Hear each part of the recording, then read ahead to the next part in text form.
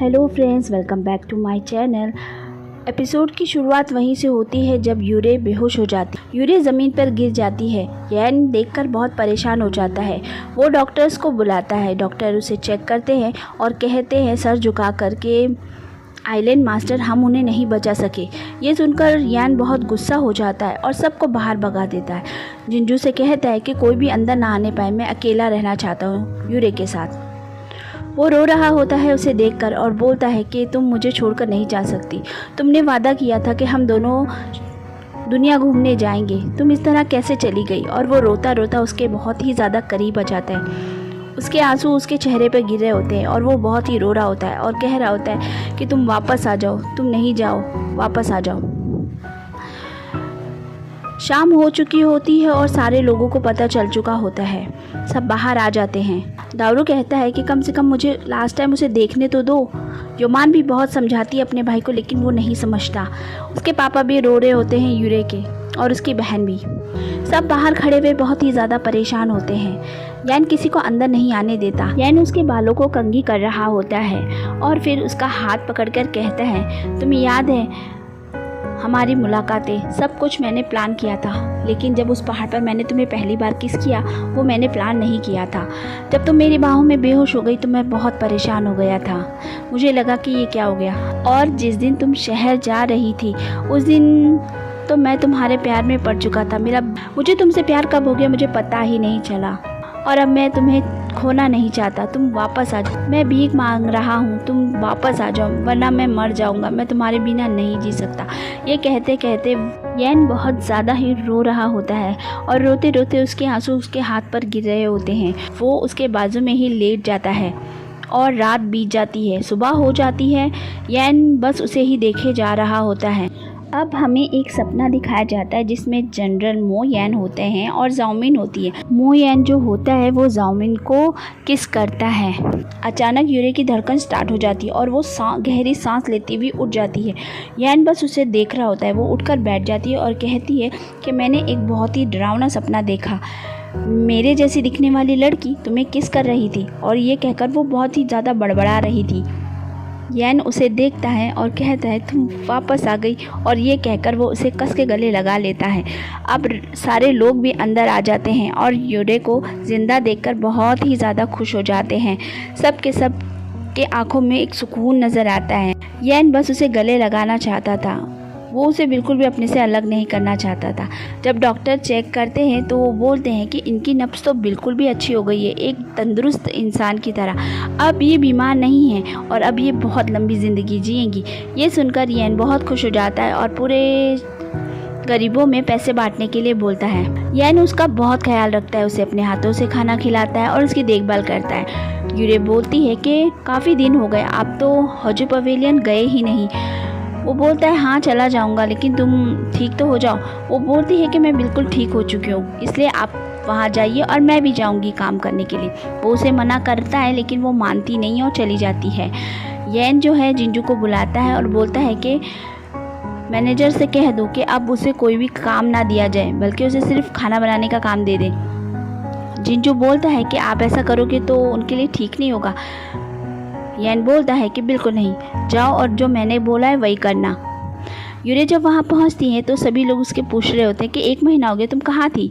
वो बोलती है मेरी तबीयत ठीक नहीं थी। मैनेजर वहाँ पर आता है और यूरे को खाना बनाने का काम दे देता है। यूरे बहुत ही अच्छा खाना बनाती है और सारी जगह उसकी खुशबू फैल जाती है। वो खाना मैनेजर आइलैंड मास्टर के लिए ले जा रहा होता है। योमान रास्ते में ही मिल जाती है। वो पूछती है कि क्या बनाया है। मैनेजर कहते हैं कि कोई नई डिश है। वो योमान कहती है कि लाओ मुझे दिखाओ। और वो जब उस डिश को देखती है तो थोड़ी सी टेंशन में हो जाती है। सूतान भी उसके साथ में होती है। सूतान उसके कान में बताती है कि ये यूरे ने बनाई है। ये सुनकर तो वो और भी ज़्यादा चौंक जाती है। यैन भी वहाँ पर आ जाता है। योमान यैन से बोलती है कि मुझे तुमसे अकेले में बात करनी है। जब वो अकेले में होते हैं तो यैन पूछता है कि आखिर क्या बात है। योमान बोलती है कि ये वही डिश है जो वो बनाया करती थी, तुम्हें पता है ना। क्या तुम मुझे ये बता सकते हो आखिर यहाँ पर चल क्या रहा है। रात का सीन दिखाया जाता है। यैन यूरे के साथ में होता है। वो सोच रहा होता है जो योमान ने कहा था। योमान उसे पूछती है कि आखिर वो लड़की है कौन, तुम मुझे बताओ कि नहीं। तो वो बोलता है कि वो यू वेंगसी की बेटी है। ये सुनने के बाद युमान बहुत ज़ोर से चिल्लाती है और कहती, तुम्हें पता है ना उसने हमारी माँ के साथ क्या किया था? तुम उस लड़की से शादी कैसे कर सकते हो? मैं ये मानता हूँ कि मैंने तुम्हें नहीं बताया, लेकिन अब वो मेरी बीवी है, इस घर की बहू है, तुम्हें उसके साथ अच्छा व्यवहार करना चाहिए। युमान कहती है कि अपने दुश्मन के साथ मैं कभी भी अच्छी तरह से पेश नहीं आने वाली, समझ गए? और तुमने शादी तो करी और साथ में उसे फाइनेंस वगैरह की जिम्मेदारी भी दे दी। युमान कहती है कि हमारी माँ की मौत की जिम्मेदार वो यू वेंगसी थी। यान बोलता है कि वो तो उसकी माँ थी, इसमें यूरे का क्या कसूर? पापा का कसूर है इसमें। युमान कहती है कि बकवास बंद करो, मुझे तुम्हारी कोई बात समझ में नहीं आ रही। अब एक ही रास्ता हो सकता है, तुम उसे डिवोर्स दे दो। यान बोलता है कि मैं उसे डिवोर्स नहीं देने वाला, मैं उसे कभी भी अपने से दूर नहीं करूँगा। ये सुनकर युमान बोलती है कि तुम मुझसे भी उम्मीद मत रखना कि मैं उसकी इज्जत करूँगी, मैं उसे बिल्कुल भी बर्दाश्त नहीं कर सकती हूँ और कभी माफ़ भी नहीं करने वाली। ये कहकर वो वहाँ से चली जाती है। यन बहुत परेशान हो जाता है। अब रात का सीन दिखाया जाता है फिर से। यन सोच रहा होता है कि बड़ी मुश्किल से तो मैंने तुम्हें वापस पाया, तुम मेरे लिए ही वापस आई हो, मैं दोबारा तुम्हें नहीं खोने वाला, चाहे कुछ भी हो जाए। मैं पूरी कोशिश करूँगा कि तुम मेरे पास ही रहो हमेशा। दूसरे दिन सुबह वो यूरे से मिलने के लिए आता है क्योंकि आज छुट्टी का दिन होता है, लेकिन जब वो वहाँ पर आता है तो यूरे वहाँ नहीं होती है। वो देखकर घबरा जाता है। वो युमान के पास सीधे पहुँच जाता है। युमान चाय पी रही होती है। वो उसे बोलता है कि यूरे कहाँ पर है? वो बोलती है कि मुझे क्या पता वो कहाँ पर है। वो उसके पास बैठता है और बोलता है कि क्या तुमने उसे कुछ बोला है? क्या तुमने उसे सच बता दिया? युमान कहती है कि मैंने उसे कुछ भी नहीं बताया है, लेकिन अगर तुमने मेरी बात नहीं मानी तो मैं उसे ज़रूर सच बता दूंगी। वो बोलता है कि क्या तुम ये चाहती हो कि मेरी शादी टूट जाए? युमान बोलती है कि उससे मुझे कोई फ़र्क नहीं पड़ेगा, मैं तो चाहती हूँ यहाँ से चली जाए, लेकिन अगर तुम्हें शादी रखनी है तो तुम्हें मेरा एक काम करना पड़ेगा। वो एक कागजात उसे देते हुए बोलती है, तुम अगर इन कागजात पे उसके दस्तखत ले लो, ये प्रॉपर्टी ट्रांसफ़र के कागजात हैं, तो मैं उसे कुछ नहीं बताऊंगी, तुम उसे हमेशा अपने पास रख सकते हो। ये सुनकर बेचारा यन परेशान हो जाता है और उन कागजात को लेने पर मजबूर हो जाता है। वो कुछ कर भी नहीं सकता था, वो फंस गया था पूरी तरीके से। युमान जो होती है मन में सोच रही होती है कि एक बार तुम कागजात पे साइन तो कराओ, फिर तुम्हारा डिवोर्स कराना तो मेरी जिम्मेदारी है, मैं उसे बर्दाश्त कर ही नहीं सकती हूँ। सीन यहीं पे कट हो जाता है। अब हमें महल का सीन दिखाया जाता है जहाँ पर राजकुमार को पता चल जाता है कि प्रिंसेस जिंग जिंग जो थी वही है असली कल्प्रिट। वो खड़ा हुआ ये सब सोच रहा होता है, तभी वहाँ पर मान हुआ आ जाती है। उसके आने पर वो पूछता है कि तुम यहाँ पर क्या कर रही हो? वो बोलती है कि आप तो नहीं मिलते, इसलिए मैंने सोचा मैं खुद ही मिलने चली आऊँ। वो बोलता है कि मुझे तुम्हें कोई इंटरेस्ट नहीं। ये सुनकर वो कहती है कि तुमने मुझे फिर ब्रेसलेट क्यों दिया था? वो बोलता है कि मुझे अपनी माँ के बारे में जानकारी निकलवानी थी, बस इसीलिए दिया था। ये सुनकर वो उसे एक चांटा मार देती है और बोलती है कि तुमने ये अच्छा नहीं किया। वो जाने लगता है तो वो उसे बोलती है कि अच्छा तो तुम उस लड़की से प्यार करते हो जो उस पेंटिंग के अंदर है, जिसका नाम जाओ मीन है। राजकुमार 2 मिनट खड़ा होकर सुनता है और फिर चला जाता है। मान हुआ जो होती है उस ब्रेसलेट को फेंक देती है और बहुत ही रोती है। सीन यहीं पे कट जाता है। अगले सीन में आगे दिखाया जाता है कि मैनेजर जो होता है वो बहुत सारे ब्रेसलेट लेके आता है और सारी लड़कियों को पूछता है क्या तुम लोग लोगी क्या? वो लोग बोलती हाँ हम लेंगी। तभी वहाँ पर यूरे की बहन आ जाती है। उसे देखकर मैनेजर बोलता है कि ये ब्रेसलेट लोगी तुम मुझसे? वो बोलती है क्या बेकार आदमी है, कितना बकवास है, हटो यहाँ से, मुझे कुछ नहीं चाहिए। और वो ये कहकर वहाँ से निकल जाए। पीछे से मिस सू आ जाती है और वो बोलती है कि मैनेजर साहब आप यहाँ पर क्या कर रहे हो, आपको यहाँ नहीं होना चाहिए। तो मैनेजर बोलता है कि तुम क्या समझोगी ये सब कुछ, तुम तो पिछले साल भी तुम्हें किसी ने ब्रेसलेट नहीं दिया, इस साल भी कोई नहीं देने वाला। ऐसी लड़कियों पर तो मुझे शर्म आती है और हंसने का मन करता है। ये कहकर वो उसे ताना मारते हुए वहाँ से चला जाता है। सुल्तान जो होती है वो बहुत दुखी होकर वहाँ से चली जाती है। आगे हमें दिखाते हैं कि यूरे खाना बना रही होती है तो सारी लड़कियाँ बात कर रही। शेफ दो और आइलैंड मास्टर किसी ने भी अभी तक यूरी को ब्रेसलेट नहीं दिया। वो उसे पसंद करते भी हैं या सिर्फ उसे ऐसे ही घुमा रहे हैं। वहाँ पर मैनेजर आ जाता है और वो यूरे के साथ बदतमीज़ी करने लग जाता है। वो कुछ ज़्यादा ही बदतमीज़ी कर रहा होता है। यूरे उसे बोलती है कि ऐसा मत करो।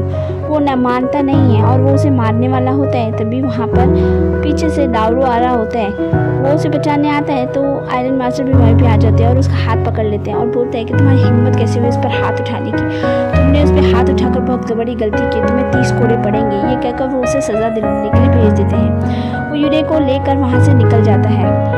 पीछे लड़कियाँ बात करती है कि आयरन मास्टर ने अपनी पत्नी के साथ बहुत चीटिंग की है और वो फेस्टिवल मनाने के लिए यूई को लेकर चले गए हैं। यहाँ युमान उदास बैठी हुई होती है। दारू उसके पास आता है और उसे हंसाने की कोशिश करता है। वो कहती है कि मैंने तो अब विश मांगना भी छोड़ दिया है क्योंकि मुझे नहीं लगता कि मेरी विश पूरी होगी।